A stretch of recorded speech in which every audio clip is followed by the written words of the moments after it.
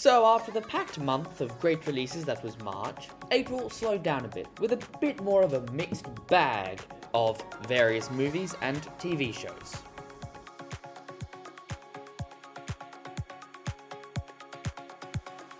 Another show that does more with its 6-episode runtime than most of the MCU. Knuckles embraces the splitter movie into 6-part and does a good job at pacing out its story. Granted, it was not the most interesting. Wade is not the favourite side character from the Sonic movies. The villains seemed like they had something interesting going on, though it was never delved in too deeply. However, the family elements were sweet and fit well with what the Sonic franchise has been doing, and that kitchen fight scene was so well done.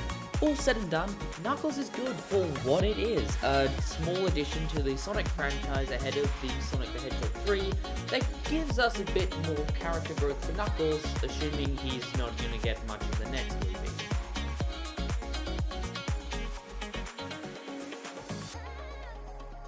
John Wick in India.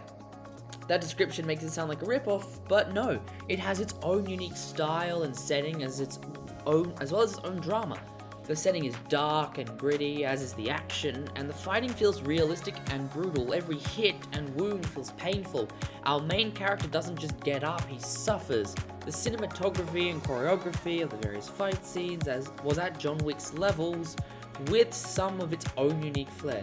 I'm glad I have found a movie to enjoy Jordan Peele's work, as he's clearly a very talented filmmaker. He makes a lot of horror stuff, and I'm not the biggest fan of horror movies.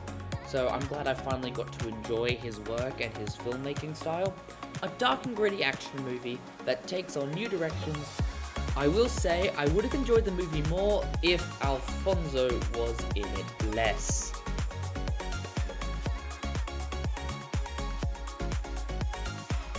The one thing that after watching this movie had the biggest impact was its focus on the photographers and the reporters who gets the shots we see of conflict.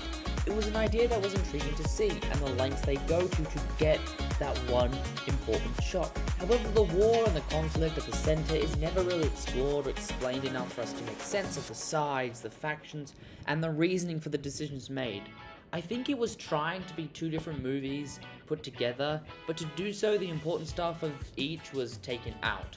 Like the backstories for our photographers and why they have to do what they do, why they go to the lengths they do for one photo.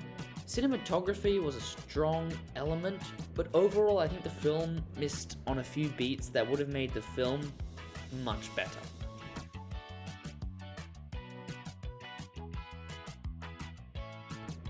Every year needs that fun, chaotic movie that you can turn your brain off for and just enjoy it.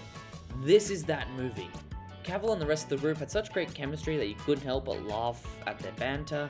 It had Guy Ritchie's usual crazed action, though now through the lens of a World War II Spec Ops mission, though the historical accuracy of the actual mission is somewhat lacking. The Guy Ritchie flair can go too far and make the film seem unrealistic, but I just enjoy it for that. However, the Churchill performance was not very good at all. It was one note, it was bland, and it did nothing to accurately showcase the man at the time where he was under the most pressure. A movie designed for people just to have fun, and there's nothing wrong with that. We need more movies like this in a year.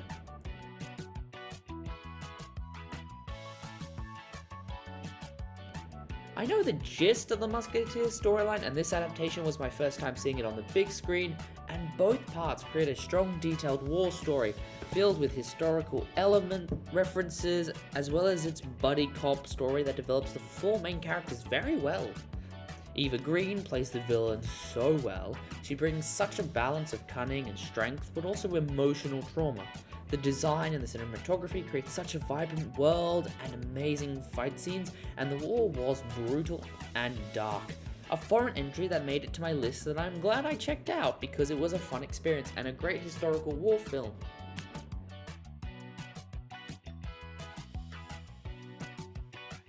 The second part was better than the first, mostly because we got that fight that we had been building up to. The emotional moments of the characters, the backstory, and the reasons for the fight.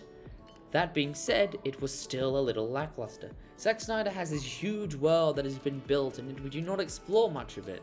We do not explore these various different cultures and the Imperium that conquered it. Anthony Hopkins' character is my favorite, but it's because he feels the most alive and realistic, someone who believes in what is lost, despite not being part of it and not knowing why he does what he does, but doing it anyway.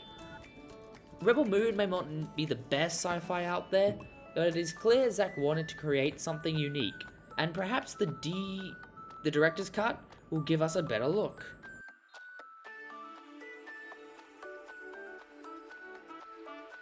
Where Monkey Man was a dramatic action thriller, Boy Kills World was the entertaining, unique comedic action movie. And it did that very well, with some amazing and creative uses of the camera and choreography. It may seem like a generic lone wolf killing people for an hour and a half, but it's fun. And as I have said, we need more fun movies like this. The reveal was kind of obvious, but the kid actors did such a good job, and it did have some genuine funny moments fueled by the perspective of the boy. Though the Bob's Burgers voice is really the best choice. I know it was trying to be funny and there were moments where it was funny, but it just fell flat at some points. And this movie is a good representation of the experiences of deaf and mute people, to a degree. Minus all the blood and violence. So another fun action movie for us to enjoy whilst not having to think about it.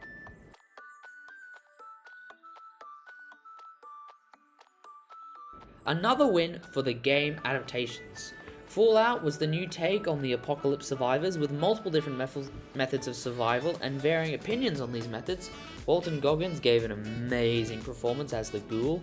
Ella Purnell's character Lucy was a good protagonist. All of the various locations, factions, the design, it was all incredibly unique and made this world feel dead and scrappy, and the emotional beats hit hard. The story they created behind the vaults, the nuclear fallout, and the family were some insane and creative plot twists that just made you go, what the hell just happened? That finale was intense and emotionally scarring. This show deserves all the praise it is getting, and the future of the show looks bright, but also we are gonna get some mad and crazy things. So, April. A slower month of the year for the media, but still a few great projects to be enjoyed. This was the first hit or miss month of the year, but it can only go up from here. And none of these projects were true failures, they all had really interesting concepts and were enjoyable. But let's see what the next months have to offer.